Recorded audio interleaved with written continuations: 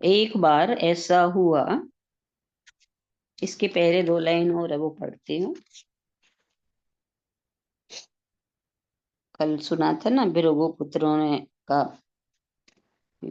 किस प्रकार से उनका हाल हुआ। आज आगे बता रहे हैं। स्वाभाविक है कि जब किसी व्यक्ति को शुभ स्वप्न आता है, वह प्रसन्न और खुश होता है। संतान की उत्पत्ति पर अनेक जश्न मनाता है, खुशी प्रकट करता है। प्रसन्नता का कारण क्या है? मन की गहराई में छिपी हुई इच्छाएं, एक गहरी इच्छाएं, पुत्र की इच्छाएं, स्त्री की इच्छा। जहां मनुष्य के भीतर ऐसी इच्छाएं छिपी है, पुत्र पाने की, लोक में नाम हो जाए हमारा,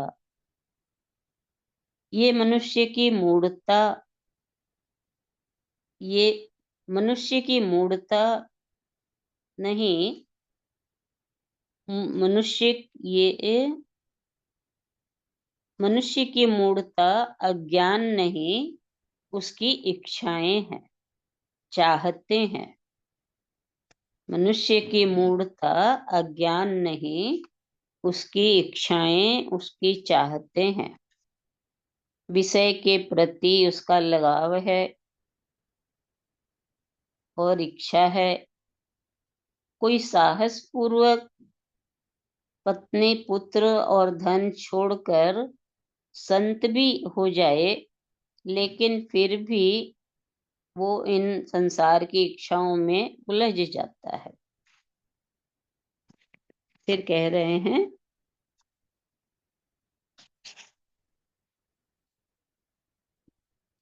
एक बार ऐसा हुआ कि गुरु नानक ने देखा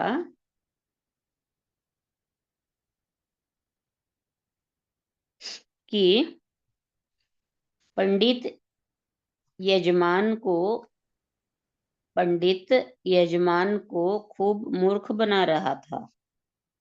गंगा के किनारे तर्पण चल रहा था और लालची पंडित कहे जा रहा था। गुरु नानक देख रहे थे। उन्होंने भी सोचा, क्या मालूम पहुंच ही जाए, तो क्यों न गंगा जल पंजाब पहुंचा दूं। उन्होंने गंगा से लोटा भरकर पानी निकालना शुरू कर दिया और गंगा की तरफ पीट कर जोर जोर से कहने लगा, हे गंगा माँ, मैं तुम्हें धरती पर डाल रहा हूँ और ये सारा पानी पंजाब पहुंच जाए। पंडितों ने ऐसे देख कर कहा, ये क्या कर रहे हो? ये क्या कर रहे हो? ऐसे पानी डालने से क्या गंगा पंजाब पहुंचेगी? नानक ने कहा, जब तुम्हारा पिंड उस स्वर्ग तक पहुंच सकता है, तो मेरा पानी इसी धरती पर पंजाब के खेतों में क्यों नहीं पहुंच सकता? जब पानी नहीं पहुंच सकता, तो तुम्हारा ये पिंड भी कहीं नहीं पहुंचेगा। अच्छा होगा ये दान यहाँ बैठे हुए भिखारियों को दे दो। अच्छा होगा ये दान यहाँ बैठे हुए भिखारियों को दे दो। उनका पेट भरेगा और वे जो दुआएं देंगे, उनसे जरूर तुम्हारी पिता को आत्मा की शांति मिल जाएगी। मनुष्य के भीतर जब आत्मज्ञान की लो लग जाती है, तब कितना ही गहन अंधकार क्यों न हो, उसे तोड़ा जा सकता है।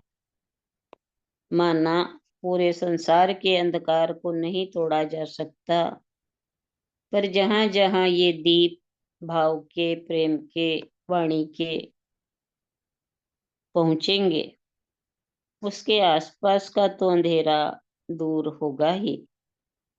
जहां जहां आत्मज्ञान की रश्मियां पहुंचेंगी, वहां प्रकाश होगा ही। तब हर पिता को चोट लगती है, हर माँ को चोट लगती है, जब देखते हैं कि उनका युवा पुत्र महामार्ग पर बढ़ रहा है। कहाँ हम बूढ़े और कहाँ वो युवा।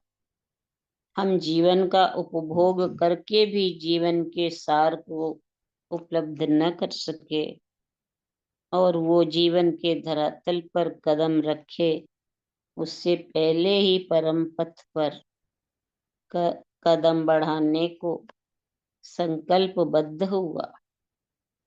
पर हमारी चेतना कहाँ जागृत होती है, क्योंकि जैसे जैसे कीचड़ में धंसते हैं, कीचड़ सुहावना, सुखद और रसपूर्ण मालूम होता है। जो खारा पानी पीने के अभ्यस्त हो चुके हैं, उन्हें मीठा पानी पिलाओ तो वे इसे ही खारा कहेंगे। अभ्यास ही ऐसा है। किसी बीमार को मिठाई खिलाओ तो उसको बेस्वाद लगती है। मिठाई बेस्वाद नहीं है। तुम्हें बुखार ही इतना तेज है कि मीठा मीठा नहीं लगता। हमने अपने जीवन में सिर्फ क्रोध किया, इसलिए ऐसा लगता है कि क्रोध से किसी पर भी नियंत्रण किया जा सकता है। अभी तक प्रेम का रस नहीं पिया, प्रेम का स्वाद न चखा, इसलिए नहीं जानते कि प्रेम के द्वारा किसी के दिल को कैसे जीता जाता है। क्रोध करके तो आप अपने बेटे को भी अपने से जीवन भर जोड़कर नहीं रख सकते।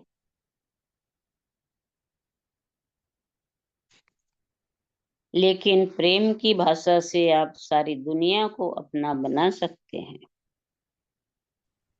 ऐसा ही खुल गया था। कल वापस चले जाना, इधर ही चेक है।